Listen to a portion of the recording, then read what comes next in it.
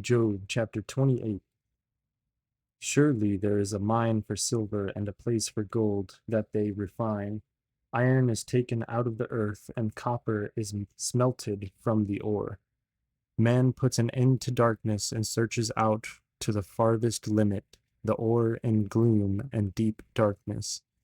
He opens shafts in a valley away from where anyone lives. They are forgotten by travelers. They hang in the air, far away from mankind. They swing to and fro. As for the earth, out of it comes bread, but beneath it, it is turned up as by fire. Its stones are the place of sapphires, and it has dust of gold. The path no bird of prey knows, and the falcon's eye has not seen it. The proud beasts have not trodden it. The lion has not passed over it. Man puts his hand to the flinty rock and overturns mountains by the roots. He cuts out channels in the rock, and his eyes sees every precious thing. He dams up the streams so that they do not trickle, and the thing that is hidden he brings out to light. But where shall wisdom be found? And where is the place of understanding? Man does not know its worth, and it is not found in the land of the living. The deep says, "It is not in me," and the sea says, "It is not with me." It cannot be bought for gold, and silver cannot be weighed as its price. It cannot be valued in the gold of Ophir, in precious onyx or sapphire. Gold and glass cannot equal it, nor can it be exchanged for jewels of fine gold. No mention shall be made of coral or of crystal. The price of wisdom is above pearls. The topaz of Ethiopia cannot equal it, nor can it be valued in pure gold. From where then does wisdom come? And where is the place of understanding? It is hidden from the eyes of all living, and concealed from the birds of the air. Abaddon and Death say, "We have heard a rumor of it with our ears." God understands the way to it, and he knows its place, for he looks to the ends of the earth and sees everything under the heavens. When he gave to the wind its weight and apportioned the waters by measure, when he made a decree for the rain and a way for the lightning of the thunder, then he saw it and declared it. He established it and searched it out. And he said to man, "Behold, the fear of the Lord, that is wisdom, and to turn away from evil is understanding." Chapter 29.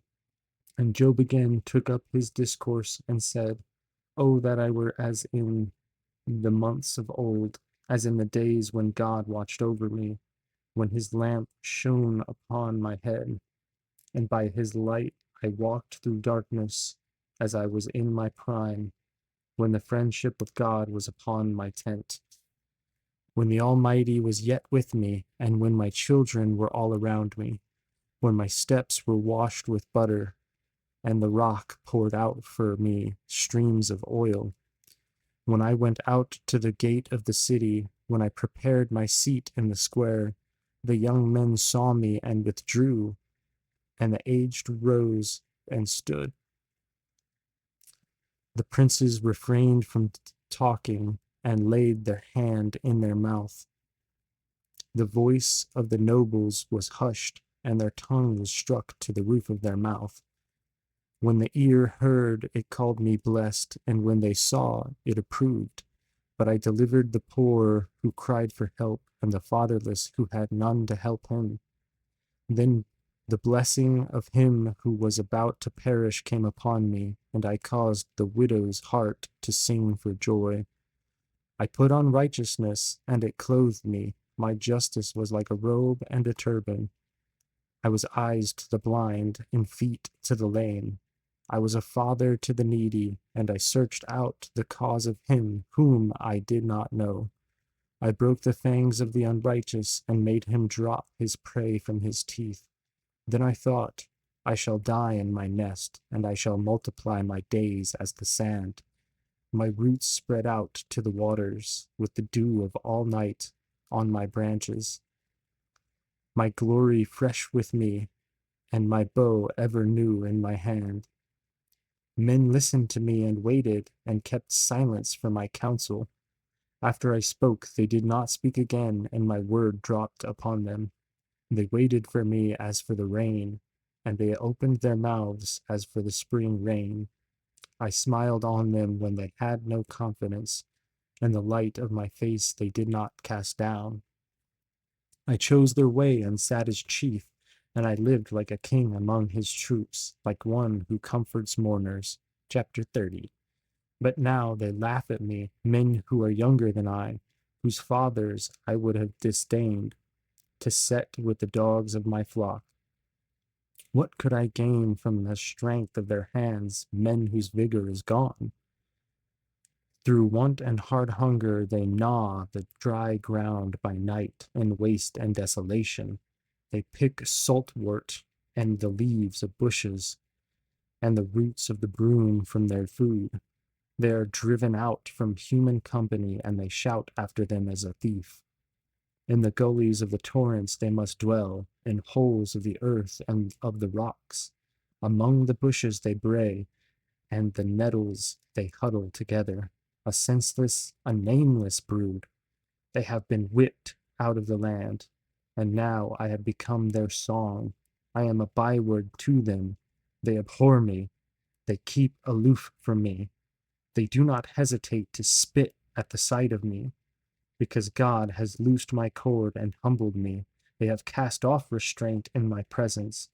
On my right hand the rabble rise. They push away my feet. They cast up against me their ways of destruction. They break up my path. They promote my calamity. They need no one to help them. As through a wide breach they come amid the crash they roll on. Terrors are turned upon me. My honor is pursued as by the wind, and my prosperity has passed away like a cloud. And now my soul is poured out within me. Days of affliction have taken a hold of me. The night racks my bones, and the pain that gnaws me takes no rest. With great force my garment is disfigured. It binds me about like the collar of my tunic. God has cast me into the mire, and I have become like dust and ashes. I cry to you for help, and you do not answer me. I stand, and you only look at me. You have turned cool to me. With the might of your hand, you persecute me. You lift me up on the wind, you make me ride on it, and you toss me about in the roar of the storm. For I know that you will bring me to death, and to the house appointed for all living. Yet does not one in a heap of ruins stretch out his hand, and his disaster cry for help? Did not I weep for him whose day was hard? Was not my soul grieved for the needy? But when I hoped for good, evil came, and when I waited for light, darkness came. My inward parts are in turmoil and never still.